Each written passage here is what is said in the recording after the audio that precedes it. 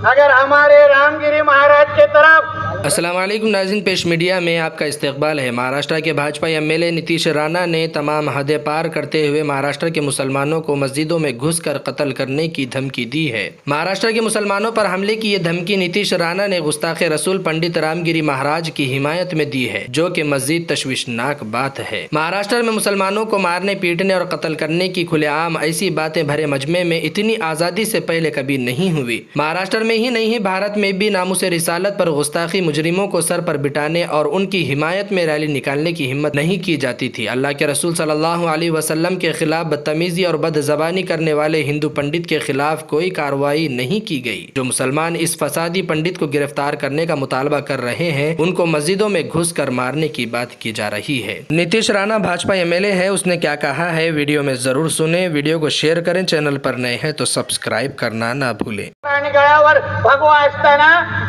कशाला द्यायचा आम्ही आमच्या पोलिसांना त्रास? आम्हाला पण बघायचं आहे ना कुठले दिशेने येतात आणि कसे परत जातात। आम्हाला पण पाहायचं आहे कसे थोबडे कसे फिरतात त्यांचे। परत सांगून ठेवतो, पाहिजे तर हिंदी मध्ये सांगतो, वापिस एक बार अगर हमारे रामगिरी महाराज के तरफ ना समजलं पाहिजे ना।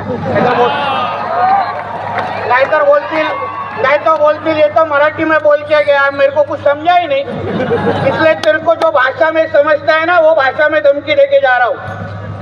हमारे रामगिरी महाराज के खिलाफ अगर कुछ भी मस्ती तुम लोगों ने किसने भी की तो तुम्हारे मस्जिदों के अंदर आके चुन चुन के मारेंगे, इतना ध्यान में रखो।